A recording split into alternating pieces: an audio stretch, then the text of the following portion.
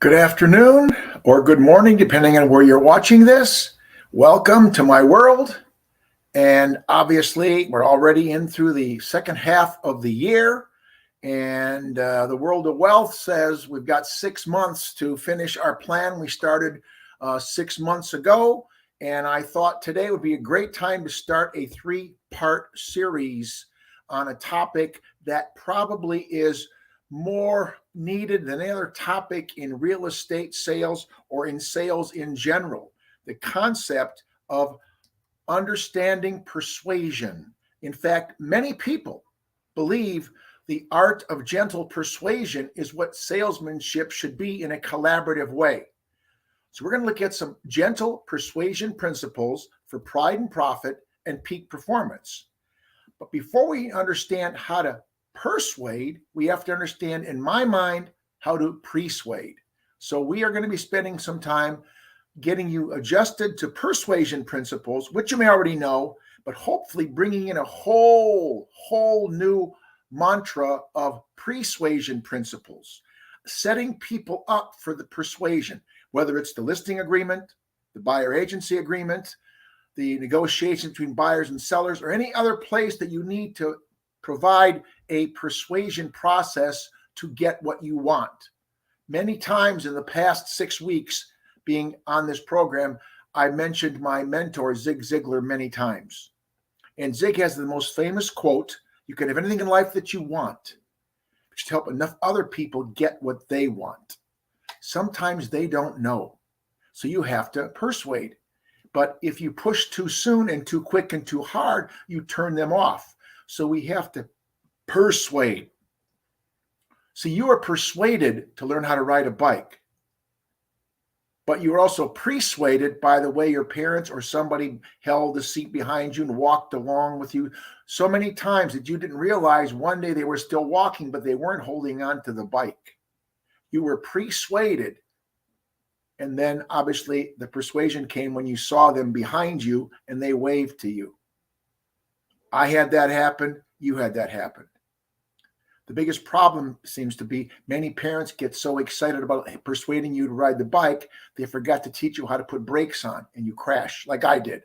Life goes on. You jump back on the bike and do it again. But look at the objectives that we'd like to cover today, next week and the week after. The 7 most powerful persuasion principles that create the word success. From the first S being self-interest motives to the last S being sound logic and everything in between.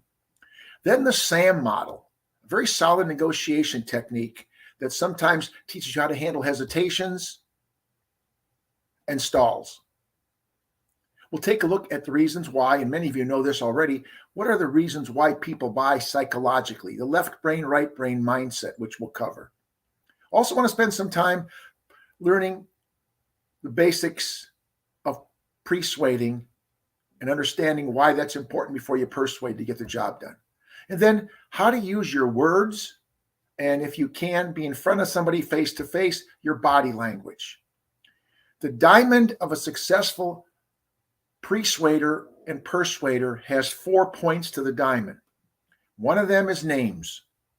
Every time I'm on the phone with some 800 number person, they could be in the Philippines, Mexico, or the United States, I make sure I get their name before we start. And I use their name periodically in my conversations with them. People like to hear their name. I write it down. If I don't write it down, I'll forget their name. Also, my voice and face inflection if I'm on the phone, or in person, even better. I ask a lot of questions. We'll talk about open questions in the next 3 weeks, which are open questions that start with a W: who, what, when, where, why, how, which. And we'll take a look at visuals, creating pictures or having pictures available in a presentation. We'll also look at some shortcuts to persuasion once we learn how to persuade. And then finally, just look at the left brain and right brain in some order. But my focus, my feeling is you got to persuade before you persuade. So here we are, July 1, 2022. Let's get the ball rolling. Let's get the ball rolling. So where are we coming from here? Well, first of all, women, I'm glad that we have not been persuaded as men to have something that zips up from the back. We still don't have anything that zips up from the back. I like that. I don't know how you were persuaded to do that or persuaded, but your wardrobe has many things that zip up from the back, and I've watched the difficulty sometimes for some people trying to dress and zip things up from the back.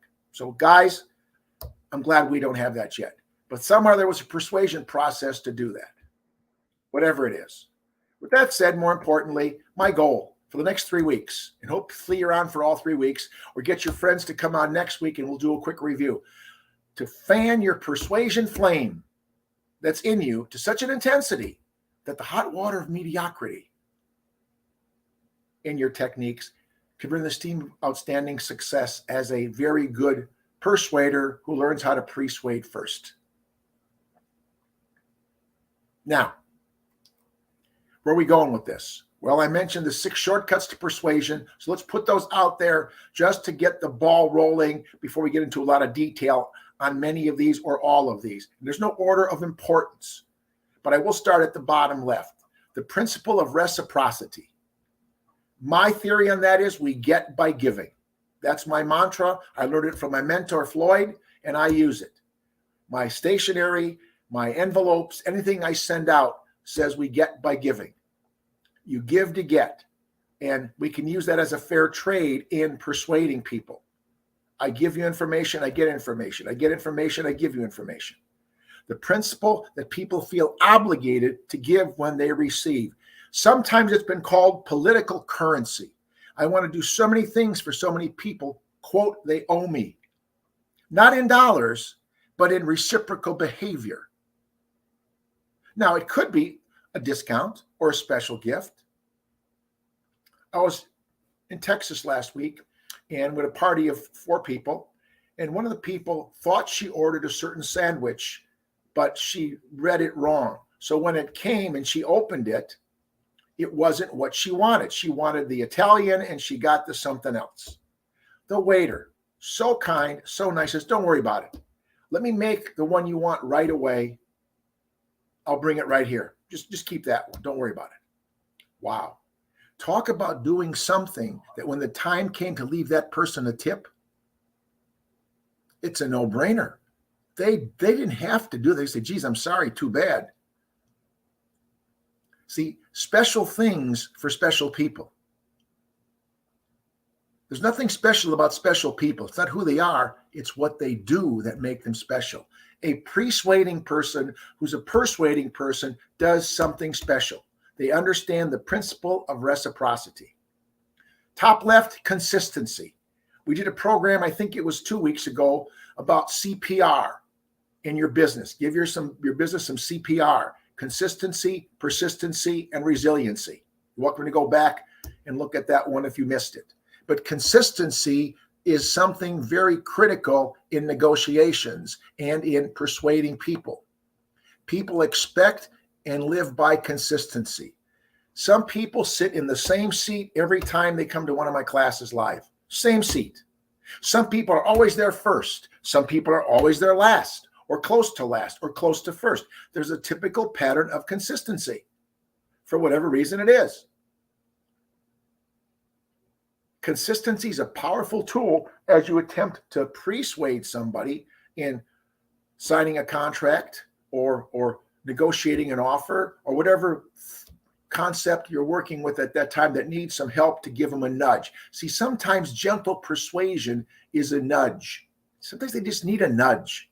And so persuasion techniques that we'll look at are kind of early nudges just to get you thinking about it in the process. And then really, because we are a group of keeping up with the Joneses, likes, we need social proof. People are more likely to follow what you want or prevailing trend if you give them evidence to the fact that they're more likely to be persuaded, i.e. multiple offers. How much time did you spend in your buyer counseling session to let those buyers aware they may have to increase their offers above list price? We just had a news article in our Chicago news hours in the ABC News special on what's happening in the rental market in Chicago. There are now bidding wars for apartments. Bidding wars for apartments. People willing to pay more than the advertised rent because we have a shortage. As you well know, my whole focus in Wayne's World and the world of wealth is to make sure every single realtor I touch, stand in front of, meet and greet, learns from me, buy 2 income properties a year as an exit strategy. We'll be doing that seminar in an updated version probably in about a month or so. Real estate, the ideal investment.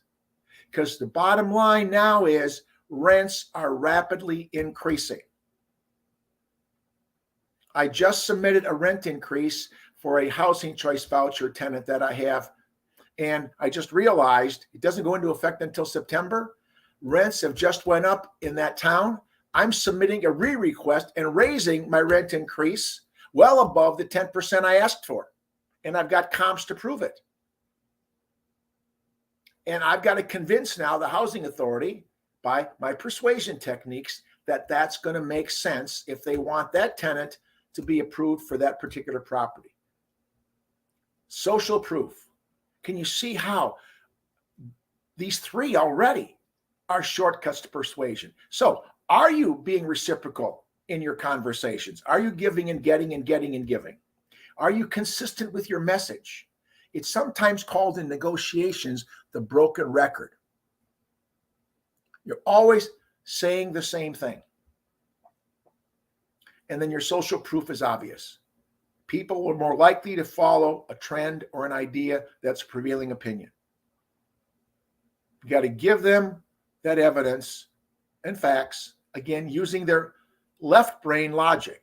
See, social proof is a combination of right brain emotions, but a lot of it is left brain logic. These are the facts. Just the facts, ma'am.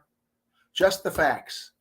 This is what's happening. It's a bidding war in Chicago for rentals. So you better think about paying more than what it's advertised at if you want that particular unit in that particular location in that particular building. And then the concept of one of our success principles is the fact that likes like likes. Very simple psychological process. And you probably are doing this right now with your clientele, with your base, with your relatives. When there's a big family gathering, summer picnic, holiday party, Thanksgiving dinner, who do you want to sit next to and who don't you want to sit next to? Who in your family do you really want to spend some extra time with at the Thanksgiving table, and who would you rather not be seated against? Gosh, if you've ever had to put together a seating chart for a wedding, it's a whole bunch of persuading each side. No, Uncle Bob's got to sit next to Aunt Mary. No, that won't work. They'll kill each other. My God, they'll be arguing the first time they sit down together. We got to put those people here, these people there. It's a question of likes. Who's best to put at this table, and this table? I think you know what I'm saying. In fact, I'm positive you know what I'm saying. And then you've got to have the feeling of authority. You've got to look like the expert. The expert. It could be the designations you bring to the table. It could be the past performance history you bring to the table, your list to sale price ratio, your days on market, the fact that you have an SRES designation to work with seniors, or a negotiation designation like I present, the CNE and the MCNE, or a military designation, or some other of the 80 plus certifications and designations that are pretty much in most boards' downloads.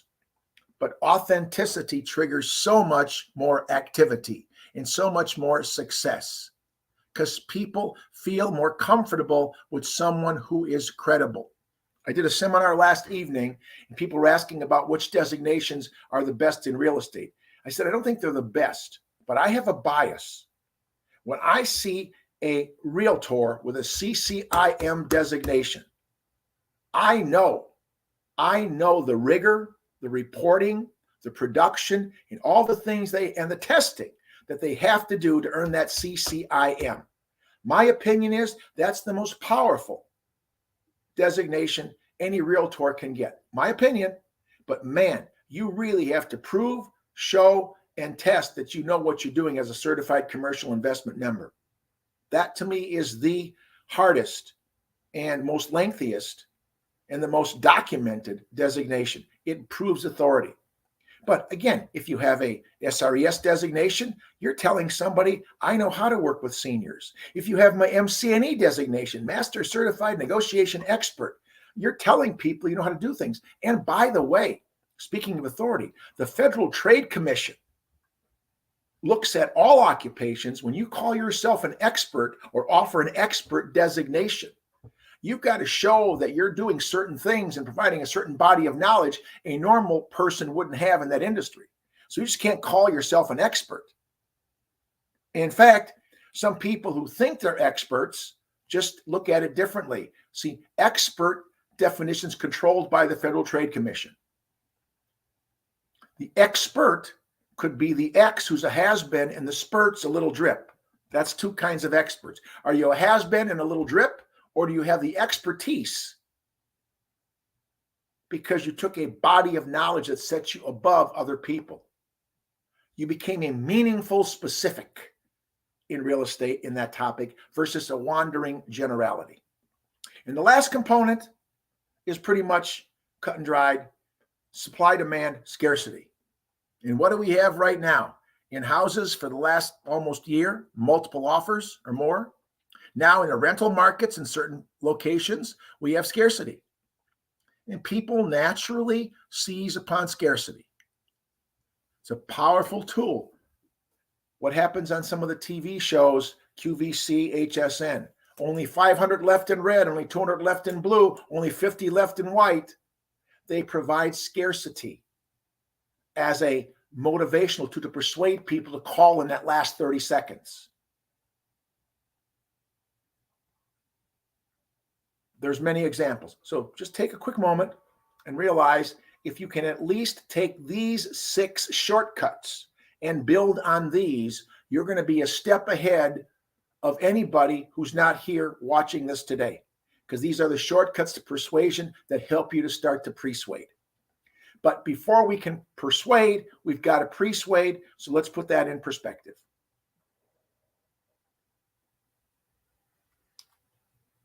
The art of getting what you want. That's why Zig's quote is so powerful. You can have anything in life that you want if you just help enough other people get what they want. So let's look at what I believe is a revolutionary way to influence and persuade. And by the way, there's loads of tremendous books on influence and persuasion. Much of what I'm sharing today came from me reading, understanding, and incorporating people like Robert Cialdini, probably the guru in most people's minds of persuasion and influence techniques.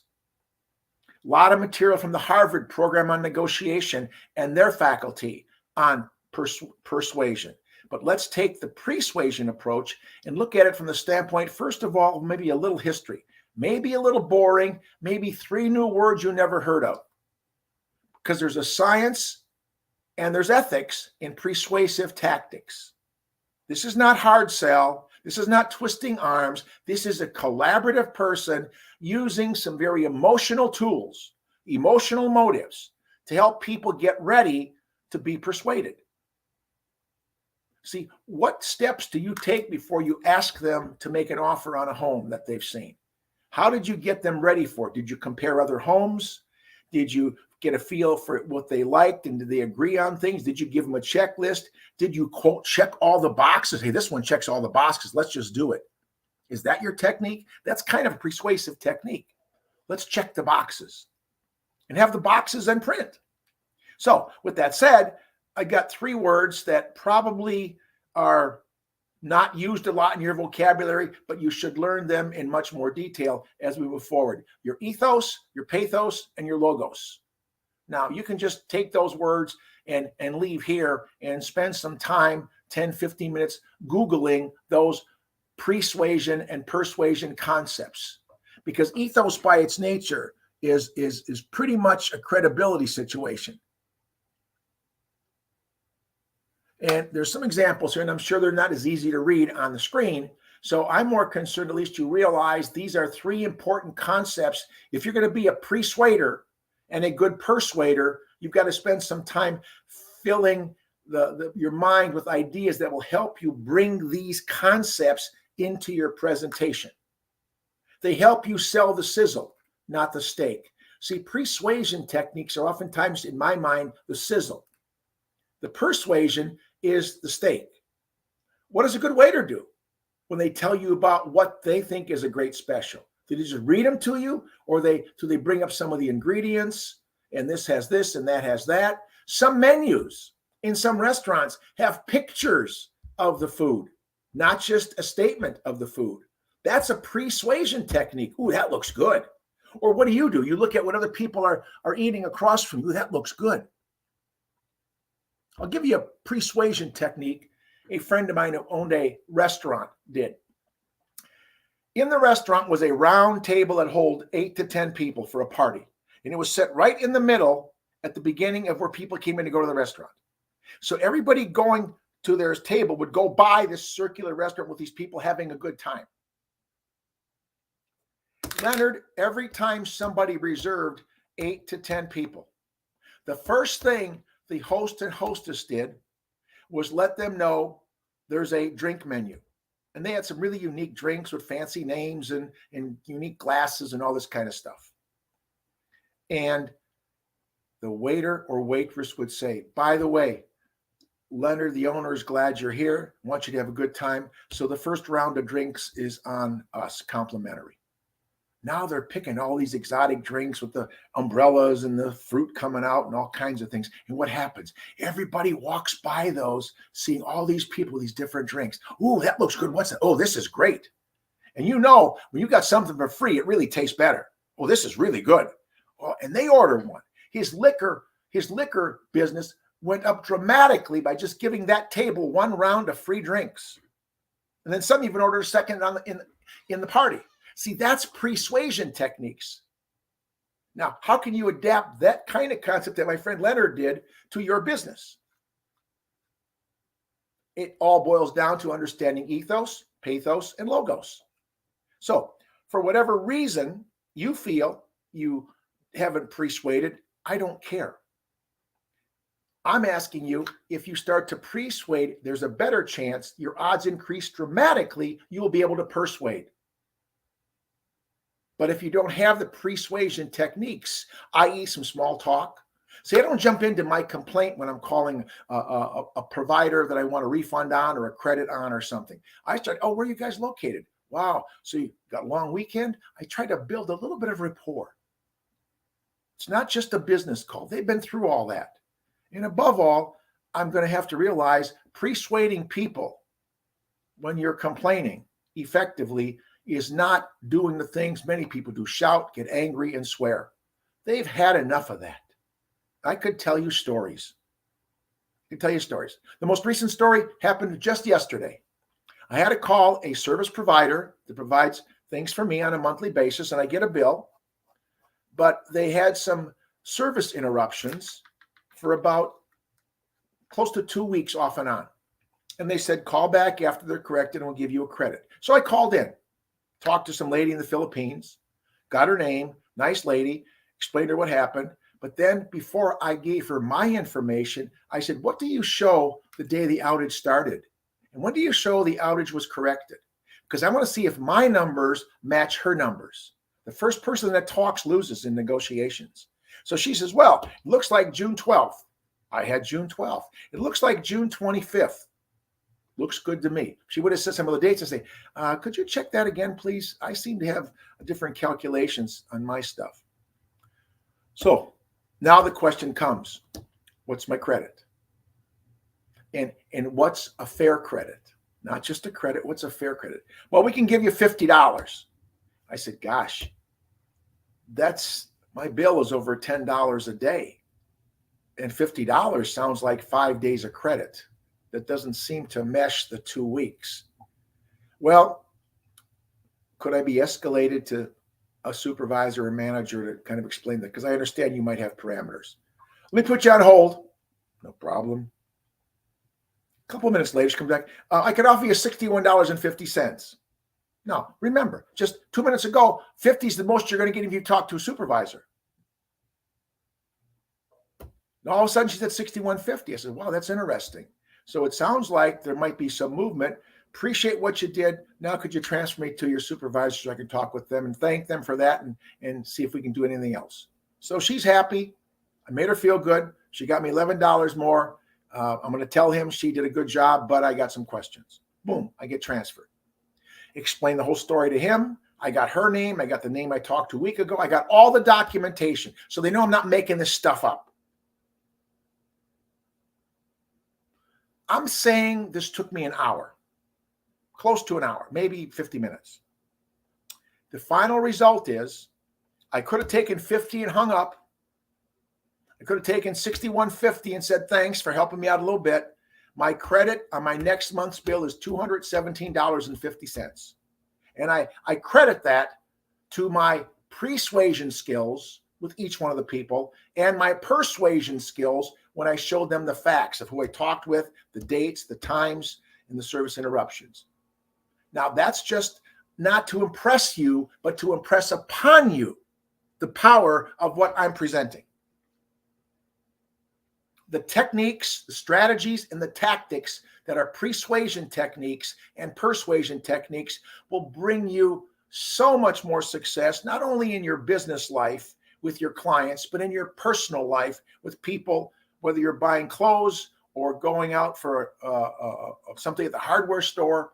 Everything is negotiable, hence more persuasion techniques that are preceded by persuasion techniques get more that you want most of the time, and you don't push people beyond repair. That's all we're saying. If we persuade, before we persuade, we're not pushing people beyond repair as fast or as quick or as obvious process.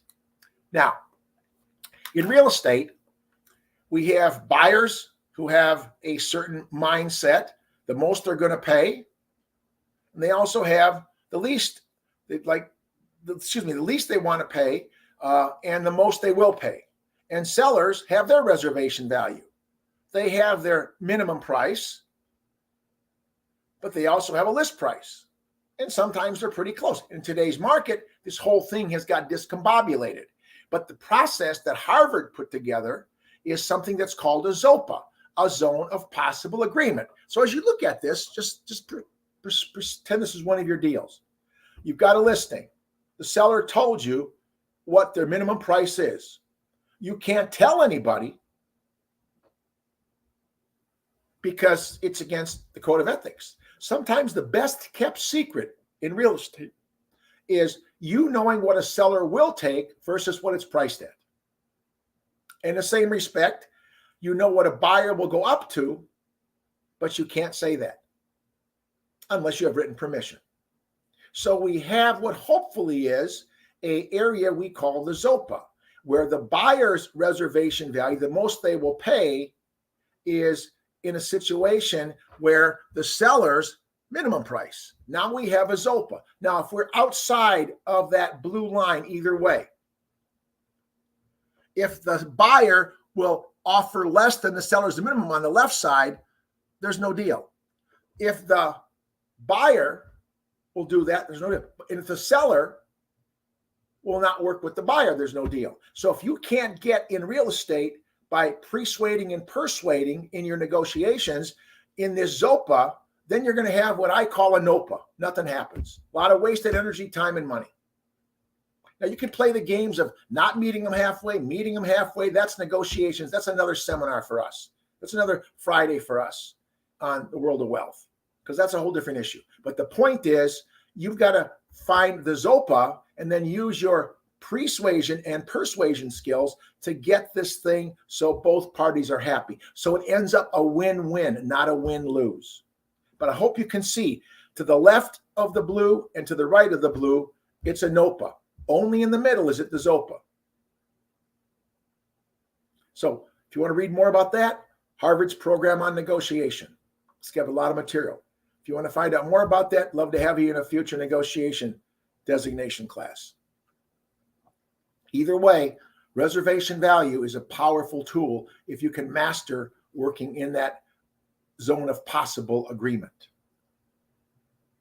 A Zopa. Now, put that aside for a moment and take a peek at this. I have no idea how long your buyer counseling session is, how short your buyer counseling session is, or how long or short your seller counseling session is. But I sure hope you don't call them listing appointments and meeting buyers. In fact, somewhere in your what I call counseling sessions, somewhere inside there should be an expectation session. I would call it that. And I call that a safe island. I have certain things I want to present. I want to greet them. I want to pay them a compliment. I want to do some small talk first. But at some point, I want to take my buyers and sellers on a safe island and let them know our expectations at a multiple offers market, our expectations as a seller listing their property at a price that will bring the highest and best terms, not the best price and terms. So we got a lot of issues to contend with, but you need to have, as a part of your presentation, a point where you're saying, let's talk about an expectation session. Let me take you on a safe island to let you know how all this works. Because most people just want to buy a house or just want to sell a house. They don't understand our system. They don't know how we're paid. It's just, hey, I want to buy a house. I want to sell a house. So what are their expectations? In multiple offers, a lot of people are let down. Some people are in tears. They went 10, 20, 30,000 over and lost the house. This is unthinkable in their mind. So what are the expectations? What if we don't get this? What are our alternatives? How would you feel? In the same respect with buyers and sellers, there's got to be an expectation session. I'm not here to tell you the components of it. All I'm to say is everything you do in the expectation sessions should be considered part of what I call your safe island. How you work and what they can expect in the marketplace, as well as expect of you. But more so, what's the market dictating today? I don't think many people ever thought, at least in the Chicago area, we'd have bidding wars for apartments. Yes, we have people raising rents and different buildings have more amenities, but I never thought we'd have people in all areas of price points thinking they might have to go above what the landlord advertised. I don't think many landlords ever envisioned they could get more than what they advertised it for. That's the timing. Timing is everything. So how and when and how detailed will your expectation session would be, that is totally your choice. You've got managing brokers who might give you some assistance. You've got company materials that might help you, but you cannot afford, as of today, to think of making any buyer or counseling session in your real estate career without an expectation session. Probably can use this in life too, with the kids and family, but more so, it is a persuasion technique to get them to realize, yes, you're going to ask them to sign a buyer agency agreement tonight. Yes, you're going to ask them to sign a listing agreement tonight. Yes, you're going to try to get this deal done so they don't lose the house. So you've got many ways of doing this. There's many closes you can use. The Ben Franklin close, pluses and minuses. You've got the sharp angle close. You've got a rapport builder close. You've got a minor point close. Closings techniques are really a focus of expectations. Now, you got that to do. Gosh, this is starting to be heavy duty stuff all of a sudden. This persuasion stuff is something that it's not new, but it's never been used before and never been called that. So you're going to see more and more articles, materials, books, seminars on persuasion techniques.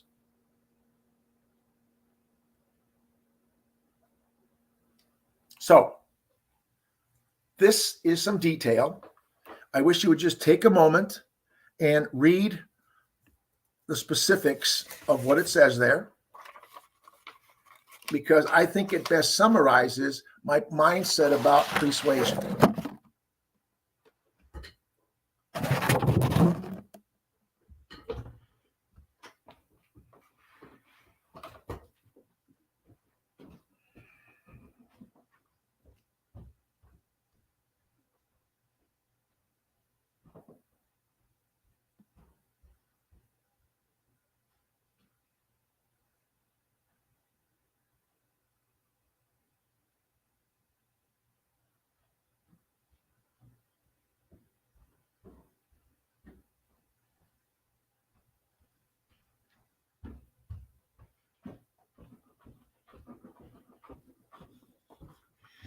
And you'll notice I highlighted a couple of areas in black. The concept of negotiation training, our designations, the CNEAC, the CNE core concepts will help. Testimonials from past clients, any success data, days on market, list to sale price ratio, and then above all, the concept of empathy. And please take a moment before you start putting together a mindset of empathy. Empathy and sympathy are not the same thing. Empathy is feeling for people, but not having walked in their shoes. Sympathy is you've walked in their shoes, so you have a whole different perspective. And so sometimes the best empathy strategy is what's been used for years in sales called a feel, felt, found presentation. I can appreciate how you feel, Mr. or Mrs. Client. A lot of other people have felt that way until they found out that. And start using some stories. Use first names. Bob and Mary moving here from Cincinnati found this out on the house that you saw was under contract. So in these challenging times, you've got to know your clients well. So a large part of your persuasion is knowing enough stuff about your clients. I mean, the colors they like, the information, the places they go, the movies they watch. Gosh, we've got so many ways with the internet to find out about people. And if you want to read a technique that really works, one of my fellow speakers for years was Harvey Mackay. Harvey Mackay owns a envelope company in Minnesota. He sells envelopes, the most basic thing, and people aren't even using them in envelopes. He has 66 questions he put together that he wants every salesperson to ask every potential client to find out as much as they can about how well I know my client. What restaurants they prefer. Are they vegan? Are they not vegan? Are their kids in a private school, a public school? What colors are their cars? What's their house look like that they're living in? And we can go online and look at everybody's house. There's pictures all over the place on Zillow and Trulia and in local tax websites. There's a lot of pictures out there to see landscaping, colors.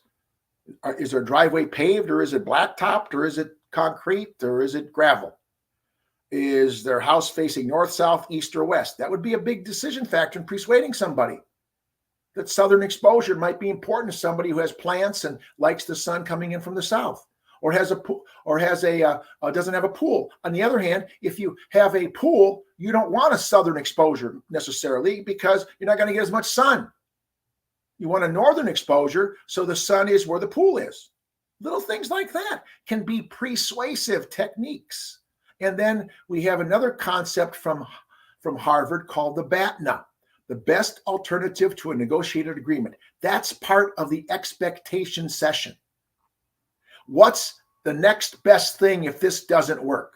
What's the next best new offer because they rejected our other offer? And can we make the pie bigger, not just increase the price? What can we do to get these people to accept our offer without necessarily giving them more money? Is it less contingencies, less escape clauses? We've seen people. I just had an offer run by my desk for a property in northwestern Illinois, $190,000 property. They've got multiple offers. The people that an agent of mine, friend of mine is working with, made an offer of $100 over list. And the seller came back and said, good offer, but you have to remove your attorney's contingency and your home inspection contingency. And you got a deal. Somebody's got to talk BATNA. Their buyer's agent's got to talk BATNA. What's the best alternative to this? So let's use an expectation session.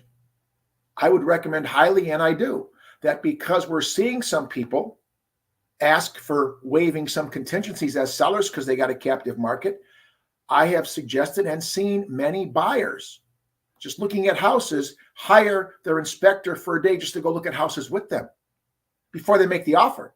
Not wait till the offer's accepted. It's a gamble that's worth paying for in a market like this. That's setting up an expectation session. Would you be interested in having a home inspector join us? Or maybe it's the second showings after you narrow down the first ones, but not waiting to use it as a contingency or an escape clause if you don't have to. Just a thought. One more thing, think outside of the box, but focus on these specific things. The positive relationship, the initial interview, the expectation session, and your additional negotiation training, testimonials, empathy, and BATNA. Those are key components in making this whole thing work the way it should, at least the way in Wayne's world, I feel you deserve it to work. So, got some openers. And the first few lines up above are different things that relate to negotiating and persuading. Setting up frames, anchoring is a big, big topic. Priming people properly, like priming the pump before you get water out of it in a well. The mindsets and the impressions. The mindsets and the impressions. And so persuasive openers should help individuals getting what they want and maybe make some people vulnerable to their requests. I make it so exciting they want to possibly have me write up an offer, or they give me such good incentives, I want to buy this house. And the attention is focusing on just one aspect of the situation and trying to avoid it being a big part of the problem. So a couple of questions. They're more generic, but the bottom line is frames, anchors, primers, mindsets, and impressions are key components for you to learn more about if you're serious about becoming a persuasive realtor so you could become a better persuasive realtor. And this is not new. This material came out in an article in 2009. I've got a reference at the bottom.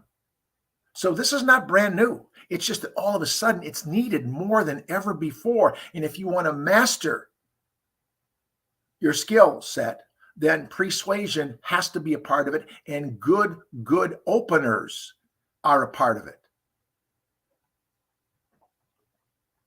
You got to start someplace. And a good opener, it's that old phrase, you don't get a second chance to make a good first impression. You got to really open well and set up your anchors, frame things, make sure you get the mindset in the right place, impressions, a lot of situations. It's very simple, just ain't easy. It's very simple, it just ain't easy. So, persuasion principles. Obviously, the key is to build a value equation. I call it the FAB technique, F-A-B. You take features, turn them into advantages, but most importantly, make them specific benefits to that particular person. That item is a feature. What's the benefit to that person? It's an advantage to a lot of people, but specifically, what you see as an advantage is a different benefit to somebody else. So you've got to look at all these advantages in a home and what are the benefits? Is there a benefit to having a window in a large closet? Some closets have windows. You can look outside and dress in the morning. There's a lot to be said about that. It's lighter, brighter. What's the benefit of this? What's the benefit of an outside entrance in the garage to go down into the lower level or the basement, whatever you want to call it these days? What's the benefit of that? See, the feature is there. We got a stairway that goes from the garage downstairs into the lower level. What's the benefit of that? Could you have a private office? Could you have a better way to rent out the downstairs as an apartment or a rooming house, and they have a separate entrance through the garage? Never come into your house at all? So features are what's out there. Advantages is what they bring, but what's the benefit to somebody in terms of things? The FAB technique. It's one of the basic principles of value, because if the benefits exceed the cost, it's a pretty good deal. In fact, your services, talk about persuading. Obviously, all brokerage fees are negotiable. That means they can go up or they can go down.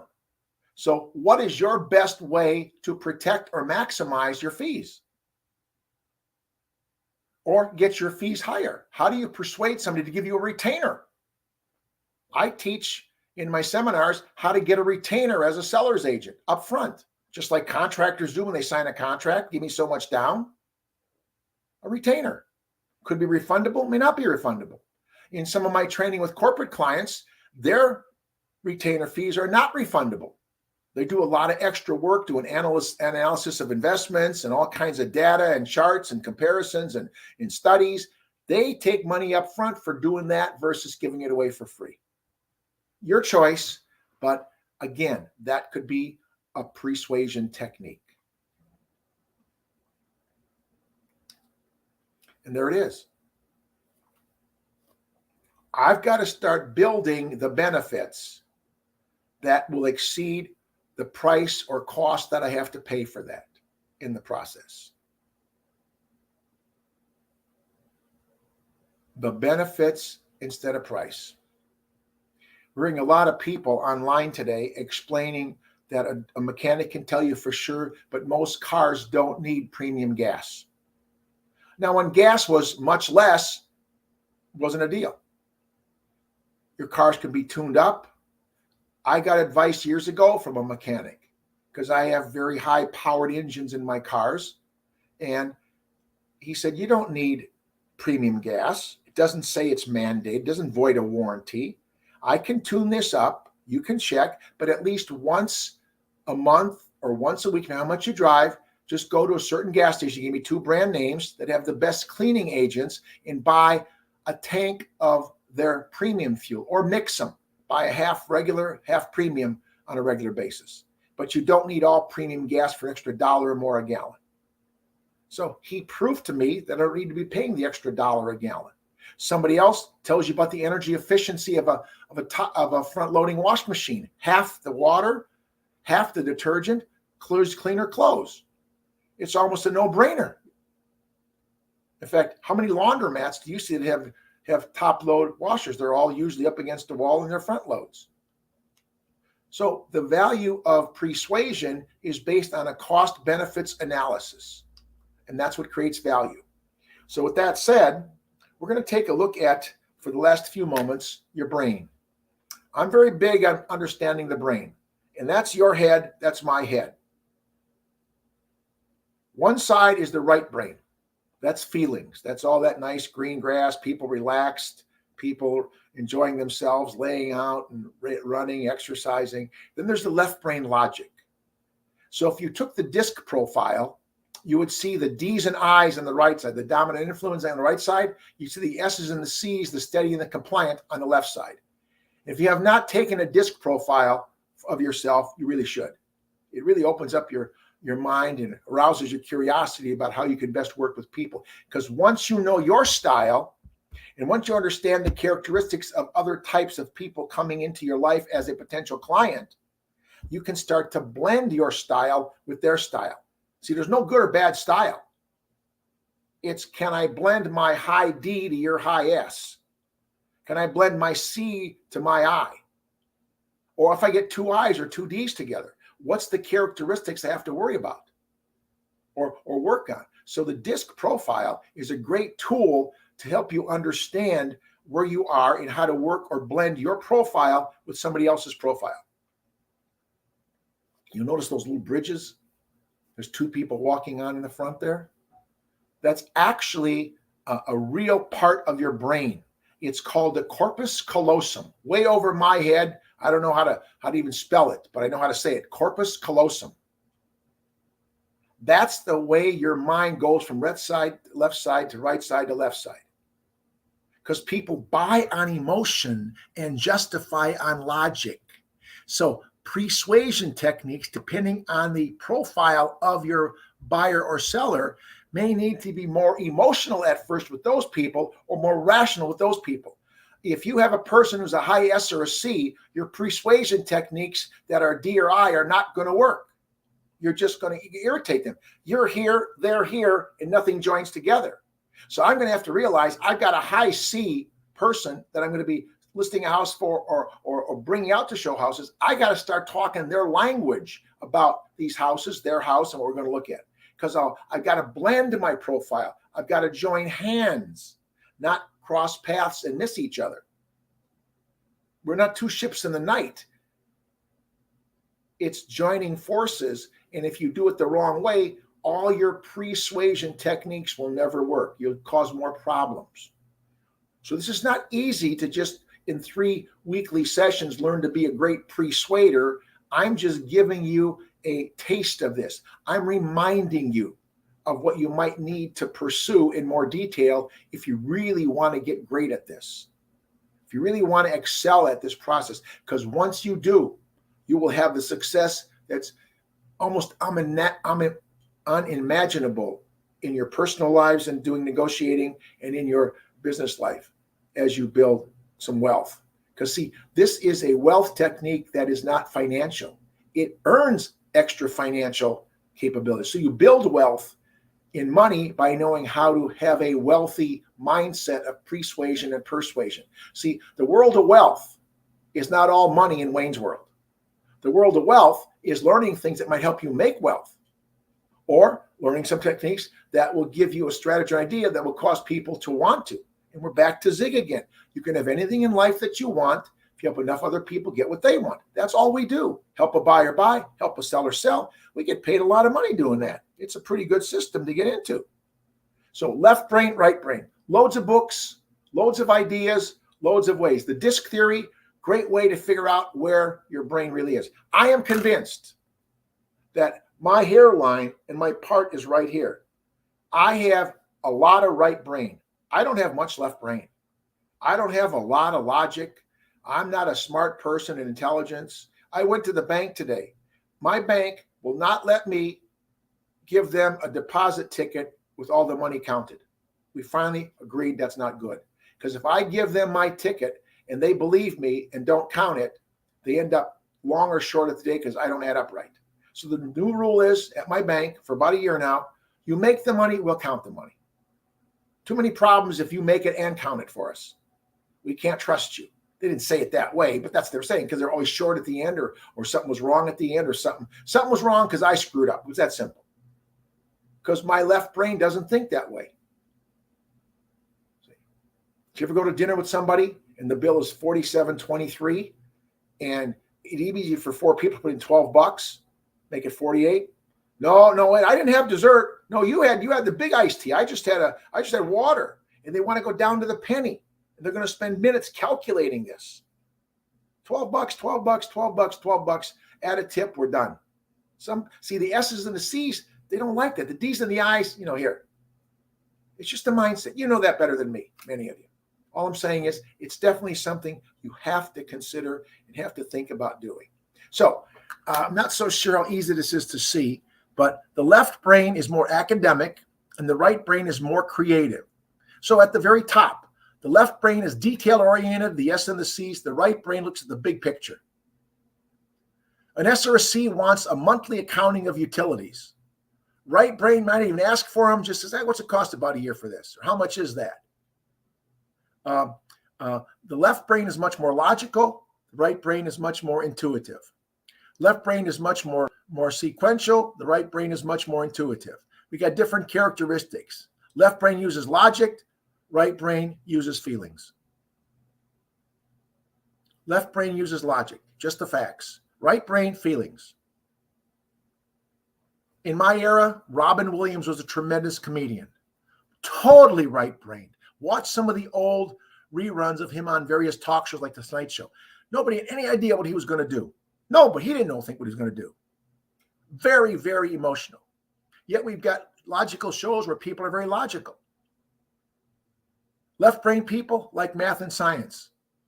Right-brain people, philosophy, spiritualism, feelings.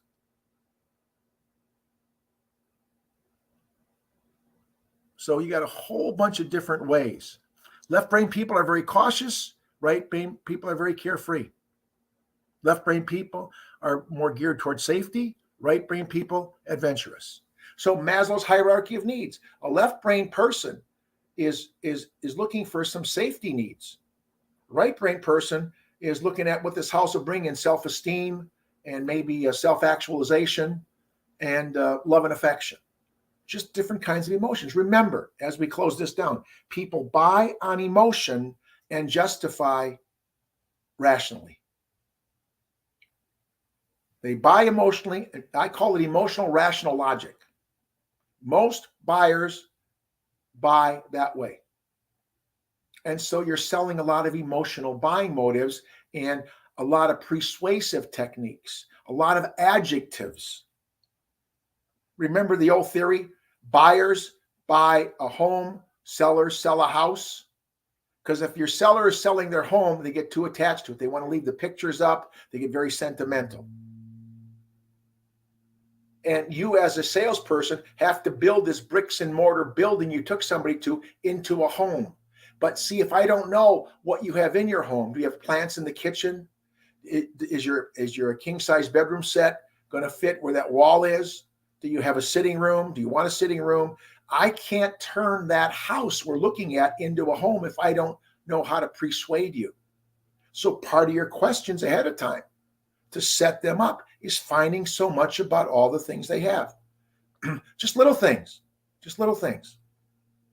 Some people have a very tight garage. They can't open their doors up all without banging them. Other people want a little extra oversized garage. Somebody else wants an outside entrance from the kitchen to go to the backyard. Somebody doesn't care. A lot of questions. That mindset of an expectation session, but more importantly, a buyer counseling session and a seller counseling session are what bring a lot to the table, So one last thing, and then we'll kind of continue on next week. This is kind of how I'd like you to think about life, because it is kind of funny. And obviously, when you start looking at left brain and right brain, you might feel this way periodically in life, that nothing is left that's right in my left brain. In my right side, there's nothing left. So just a kind of a funny way for us to end this concept, but it's much more serious than it is funny. So I hope we started a plan. We'll continue next week with a continuation of this. And hopefully you can leave here and look up some of these concepts. Look up the Zopa. Look up the BATNA. Look up the reservation value. Look up the primer, the anchoring, or just relax and make some notes for yourself. But more importantly, realize the power of persuasion for peak performance, for pride and for profit.